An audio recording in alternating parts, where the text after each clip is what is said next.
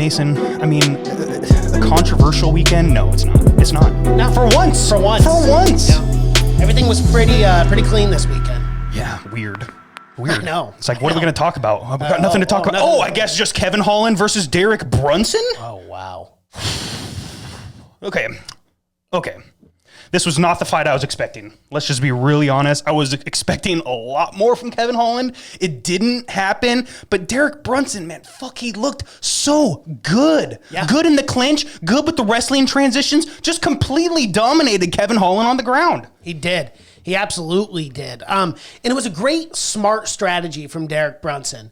Kevin Holland has got tremendous power as a middleweight. I mean, so much power. And he caught Brunson a couple times. Brunson in the post-fight interview said he didn't, but we all saw it. He definitely did. He landed. Yeah. And there's something with the speed of Kevin Holland where it's scary. Yeah. He catches you with a combination, you're going to bed, But the thing is Derek Brunson was so smart in this fight, taking him down, using that as an advantage, and he did. He dominated him on the ground, and Kevin Holland had no answer, man. Oh, none. Had no answer on the ground. There was a few times it looked like maybe he was going to try and go for an arm bar, try to transition into a triangle. But really, most of the time he was on his back. He just had the body triangle, and he was just letting Derek Brunson unload. And, credit to Kevin Holland. He didn't take the most damage in the world on the ground, but, I mean, it doesn't look good. It doesn't look good. You're not winning rounds that way. It's like, yeah, you're defending these strikes. You're doing all this, but you're not getting back up. Yeah. And it really hurt the man, and you could tell it was draining on his gas tank. And I even said towards the fourth and fifth, it even looked like Brunson was starting to slow down. You could tell his gas tank was really depleting. But he was still taking him down. Yeah. Well, that head and arm choke that he tried for about 2.5 minutes. Yeah, I thought he was going to gas his arm out. That's the thing. He was gassed in that third round, and Kevin Holland did not take advantage of it. Had he had really tried to get to his feet, try to get to the fence and work his way up from there, Brunson was tired, and I think Kevin Holland could have finished him had he had gotten up. But there was no sense of urgency at all from Kevin Holland, and I think that was the biggest problem with this fight for Kevin. Because Kevin Holland didn't look bad. And do we jump into the whole Kevin Holland situation with how much he was talking? First and foremost, Kevin Holland is one of the most entertaining fighters in the UFC, period. Yes, 100% echo that sentiment. And here's the thing, ESPN Plus, I pay for a subscription.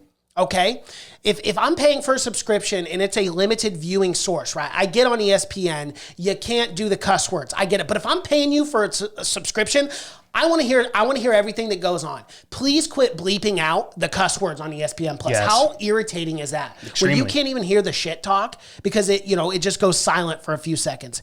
One of the most frustrating things about paying for a membership and not getting the content that we deserve. Like, we're all grown-ass adults. Like, we can listen to a few cuss words on a app that you have to, independently pay for. I get the ESPN thing, but the ESPN Plus thing is stupid. But to get back to Kevin Holland, man, he was trying to get in Brunson's head, but Brunson was strong-willed. Brunson didn't say anything back. Did you notice that? Mm-hmm. All 5 rounds. Dude, the entire time you thought, like, there was times when Brunson was on top of him, just pounding away. Fucking left hook here, right hand there, freaking elbow there. And Kevin Holland's like, man, you ain't got shit. That's fucking pussy shit, man. You ain't got shit, nothing behind those. You ain't doing nothing to me, boy. You ain't got nothing. Just talking shit constantly. And it was, I'm going to mention this. It was bugging me. And not because Kevin Holland was talking shit, it's because the commentators, and more specifically Michael Bisping himself, was like, dude, just stop. Stop talking shit and take this seriously. And I'm like, do you think he's not taking it seriously? Yeah, you're in a firefight with another guy. You don't think he's taking this seriously? He's obviously taking it seriously. He's not trying to just do nothing. He's not just sitting there. He's not just in there to just talk shit. Obviously, he's going for the knockout. It's just he's just getting beat by a better man. And it's just that's the way he is. So it really bugged me. And I had to go on Twitter and be like, man, can Will Bisping just shut the fuck up and just enjoy the show? And I literally said that verbatim watching it live. I was like, Bisping, just shut the fuck up. And I get it to a certain extent what Bisping is talking about, but like, dude, that's his style. That's what Kevin Holland has always been known to do. This isn't some new thing that he just did this week. This is his vibe. This is who he is as a fighter. I mean, I use this off air as an example. Dominic Cruz, the most serious man on the face of the planet when it comes to fighting. I mean, he has literally commentated and has literally said on air that, like, no, you shouldn't be joking around like Joe Rogan and DC. You shouldn't. You should be taking this seriously. You shouldn't have any fun. It's a job. But that's his perspective. That's the way he looks at the sport, and I respect that. Yeah. The same way I respect the way that Kevin Holland enjoys getting in people's head, talking a little shit to get him motivated. Now, did it work in this scenario? No, it didn't. And it won't every time. That doesn't mean you abandon it as a fighter, and you don't abandon who you are. Yeah. Yeah, what if someone went up to Bisping after the Henderson knockout and with Bisping, that shit talk just didn't work. You got to stop and take it seriously. Yeah, exactly. He would punch whoever said that in the face and go, do you think I wasn't trying to fucking go for the knockout? Right. You think I wasn't trying to do this shit? And that's what really bugged me is they just made it seem like Kevin was just in there going, I don't care. Just kick my ass. I'm getting paid. Who gives a fuck? I got all this hype in the world. And it's like, no. He was trying. I mean, you remember when he went back to his corner after the 4th round, he goes, fuck, man, I'm trying, guys. I'm trying my best, but man, this is fucked. He pretty much said that to his corner. Yeah, he did. It was just crazy. It's just crazy to think. I mean, Kevin Holland's pretty much come out and said, I'm never going to change. So all those haters out there, just bye. Good. And that's how Kevin Holland should approach this. Yes. And who's to say, who's to say based on his gameplay that, as you just brought up, and I'm just reiterating it, to say that he's not taking it seriously. You are standing across an octagon from someone who does not like you at all and who literally wants to take your head off and literally put you unconscious. Yeah. So to say that he's not taking it serious is a joke. Yeah, absolutely. It's a joke. And let's give a little respect to these guys, these fighters who talk shit and have a different game plan than you. That's just wild to me that they thought he wasn't taking that fight serious. Yeah, it bugged me, dude. It really bugged me. And I know I'm a Kevin Holland fanboy. I'm a Kevin Holland dick rider, blah, blah, blah. Call me all that shit in the comments, guys, because it's the truth. I am. He's one of my favorite fighters. I've loved this guy since the very beginning, dude. I gravitate towards him. And that's why he has the hype. Yes. Now you're asking the guy to just stop. Stop doing what made you popular. Stop doing what gave you the hype in the first place. Stop doing what gave you this main event. Exactly. It's ridiculous, dude. It's absolutely ridiculous. Kevin Holland is getting so much shit for just being himself. Yeah. And I don't like that at all. And the thing was, did the game plan work? No, it didn't. I think Kevin Holland probably should have worked a little bit more on his takedown defense because it was easy for Brunson. I mean, let's not kid ourselves here. Majority of the time Brunson went for a takedown, he got it. Yeah. Right? And so it becomes one of these things where it's like at all costs separate. And that's what Kevin Holland didn't do. And to critique his fighting is one thing. To critique his character is a different. So I'm just talking about pure fighting right now. Mm-hmm. When those moments in the 4th and 5th round, when he's in the clinch, I kept saying, what are you doing? Separate. He's going for the takedown. But again, it didn't pan out that way. But that doesn't mean Kevin Holland doesn't have what it takes, to be a great fighter. I mean, he won 5 fights in 2020. Okay, he lost one. Whoop-de-doo. Did you see what Dana White said? No, what did he say? Dana White said he had a mental breakdown. Dana did? Yes. That's what I saw on MMAnews.com. Over him talking all this shit? Yes. You just couldn't handle it? Yes. Loudmouth came back. Yep. He didn't like it. It's okay. It's okay. Not everybody's going to like it. I mean, there's a reason why he's getting so much shit. It's just people have different preferences, I guess. It's hard. It's like you can't just ask a guy to not be himself. Yeah.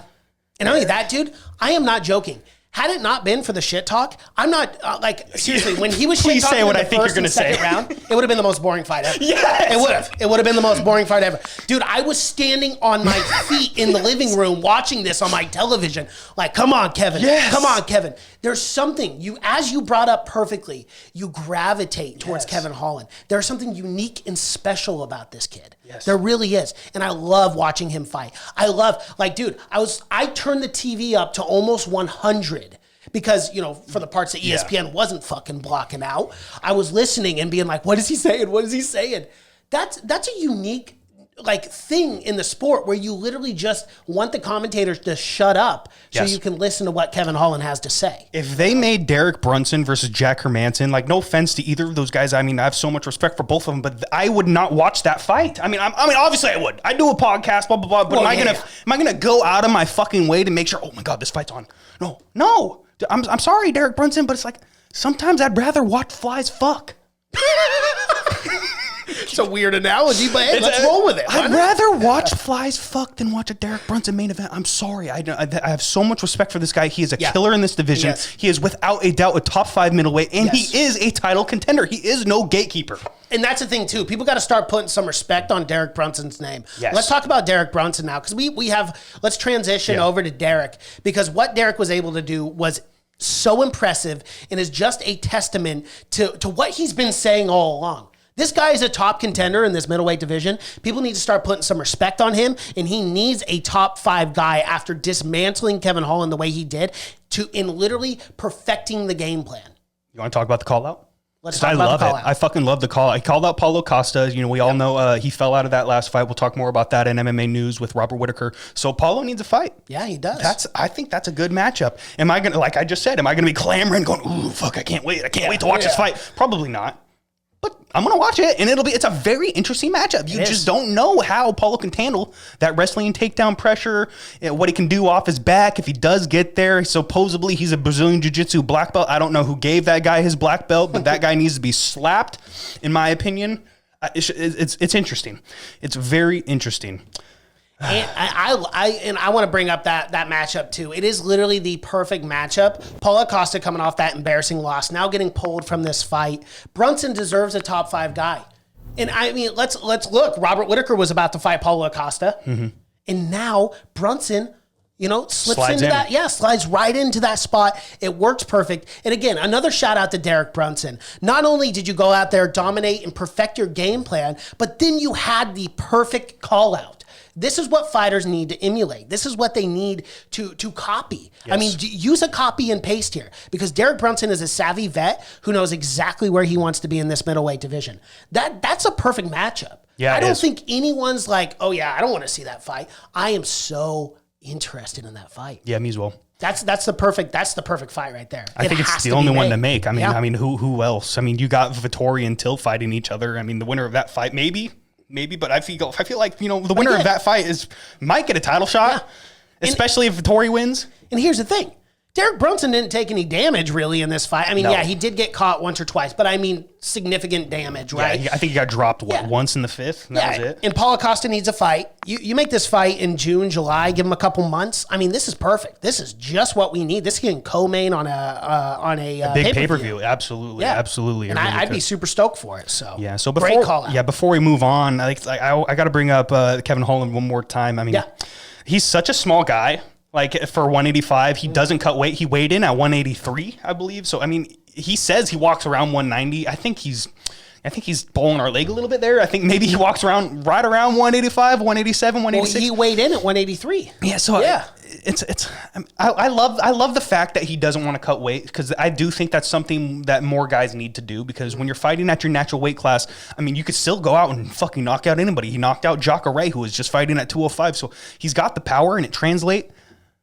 But in this certain situation, the way that Derek Brunson was just so much stronger in the clinch and so much more dominant on the ground, I don't know if Kevin Holland does well with wrestlers at 185. Yeah. So I really think he'll find his most success at 170 if he does start cutting weight again. He says he can make 170 easy. It just, it takes 3 weeks of dieting and having a nutritionist and stuff like that. And since we're bringing this up now, this will not be an MMA news portion. Let's just make it a recap portion, because we are dealing with Kevin Holland here, and we got enough for MMA news. Kevin Holland literally came out just a few hours ago and said that he does want to try to get with a nutritionist and drop down to 170. Fantastic. Right?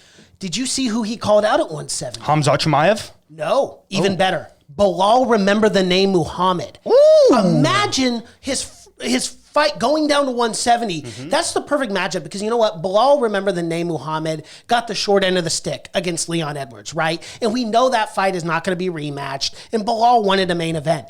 You put Kevin Holland and Bilal, remember the name Muhammad, on a fight night main event? Sign me up. Sign me up, dude. The shit talk in the press conferences. Yeah. Dude, that so gets me high. I'm hyped already. That's a fight, dude, because Bilal, remember the name, deserves a main event.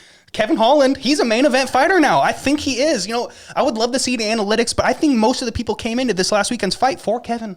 Absolutely. Like, I mean, I tuned in for Kevin. Yep. Kevin's my guy, so I think you get eyeballs regardless. It doesn't matter who at 170 really you match him up with, but I agree, dude. Why not? Bilal's perfect. He's perfect. You don't have to give him a top 5 matchup right away. You don't have to give him a top 10. No. But Bilal Muhammad, I love it, dude. And there's no one right now who deserves a big fight like that more than Bilal, remember the name Muhammad, based on his circumstances against Leon Edwards. Because Leon doesn't want that fight. Leon has openly talked, saying, well, we're not going to do that rematch. That rematch ain't happening. But Bilal deserves something. Yeah.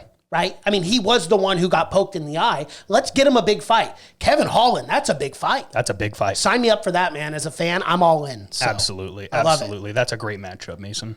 So let's hope he does, because nothing would make me happier than to see Kevin move down to 170, especially if he could do it safely and he isn't killing himself making weight. So, I mean, the problem is if you listen to Kevin Holland on the JRE podcast, he's like, man, I don't even like to train hard. Because I don't like training hard. If I have to, I'll do my shit and then I want to go home. He goes, I don't want to train hard. I don't want to have to diet. I want to eat whatever the fuck I want and go relax on the couch. And it's like, man, how are you so good? I know. It's kind of crazy, man. But you know who else kind of does that? Kind of their style. When you know they probably train really hard. That's Derek Lewis. Derek Lewis does that sometimes where he's like, yeah, man, I don't like cardio or I don't like this. And you're like, how the hell are you so successful? They train hard. Yeah. That's kind of their shtick. You know what I mean? Like they're pretending to kind of put the guard down to their opponent. It's actually a really smart move, is. And it's actually a tactic used in the art of war. So, I get it. It's all mental war games. Yeah, I agree. Let's move on to our picks. I put 500 on my guy, Kevin Holland. It didn't work out. I'm kind of glad I didn't go more because I was really about to drop like 1,000 on him. I'm really glad I didn't. Yeah. I put 200 on Brunson. So I won 350. Only win of the night, might I add. Yeah, at least you got one. Yep. At least you got one.